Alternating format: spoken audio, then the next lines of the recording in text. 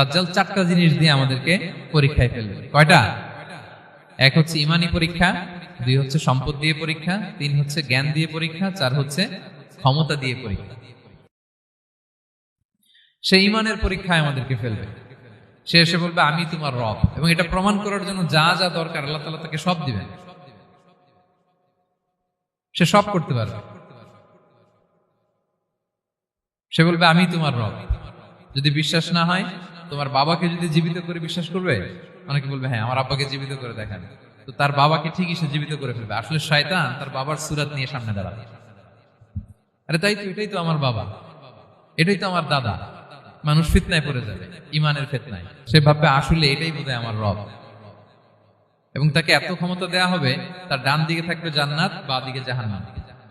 তার কাছে আল্লাহ এটা দিবে। যে তার কথা শুনবে তাকে সে জান্নাতে ঢুকাবে, কিন্তু জান্নাতে ঢুকে সে জাহান্নামের শাস্তি ভোগ করবে। এটা তার বাইরের মানুষ বুঝবে না, অ্যাপারেন্টলি এটা জান্নাত। আর যে তাকে মানবে না তাকে সে জাহান্নামে ফেলবে, কিন্তু জাহান্নামে ঢুকলেও সে জান্নাতের নাজ নেয়ামত ভোগ করবে। তাহলে এই যে ইমানের ফিতনায় সে ফেলে দিবে আমাদেরকে। তো ইমান কি করে বাঁচাবো, এটার সলিউশন আমি শোনাবো আপনাদের। 2 নম্বরে সে আমাদেরকে সম্পদ দিয়ে ফিতনায় ফেলবে। যার যা লাগবে সে তাই দিতে পারবে, যা লাগবে। সে যদি আকাশকে বলে আকাশ বৃষ্টি দাও, যাকে তারা মানবে ওই এলাকায় বৃষ্টি হবে, সুজলা সুফলা শস্য শ্যামলা হবে সে সমস্ত এলাকা, ফল মূলে ভর্তি হবে, বরকত আর বরকত। আর যে এলাকার লোকেরা, জনপদের লোকেরা তাকে মানবে না, সে বলবে ওখানে বৃষ্টি হবে না, হবেও না। ওখানে খরা, দুর্ভিক্ষ, মাটি ফেটে চলছে, মানুষ না খেয়ে মরবে, মহামারী, দুর্ভিক্ষ দেখা দেবে। তখন বিশ্ববাসী মনে করবে এটাই বোধহয় আমাদের রব।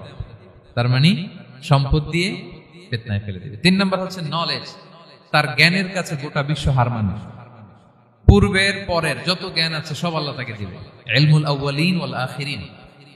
এমন কোন প্রশ্ন নেই যেটা দিয়ে তাকে আটকানো যায়। যাই জিজ্ঞেস করবেন সব জানতা, সব বলে দেয়। ভবিষ্যৎবাণী বলে দিবে, বলবে আগামীকাল ওইখানে অমুক দেশে বোমা বিস্ফোরণ হবে, হবে ওইখানে, ওখানে দুর্ভিক্ষ হবে, হবে, ভূমিকম্প হবে, হবে। সে যা বলবে তাই হবে। তার জ্ঞানের এই বহর দেখে মানুষ ফিতনায় পড়ে যাবে। 4 নম্বর হচ্ছে দ্য ট্রায়াল অফ পাওয়ার, ক্ষমতা। তার ক্ষমতার সামনে সবকিছু একেবারে ছিন্ন বিচ্ছিন্ন হয়ে যাবে, এত ক্ষমতা হবে তার। সে যেমনটি বলবে তেমনটি করতে হবে। বাতাসের চেয়ে দ্রুত বেগে সে এক দেশ থেকে আরেক দেশে চলে যাবে। তো তার এই সমস্ত অলৌকিক ক্ষমতা দেখে মানুষ ফিতনায় পড়ে যাবে।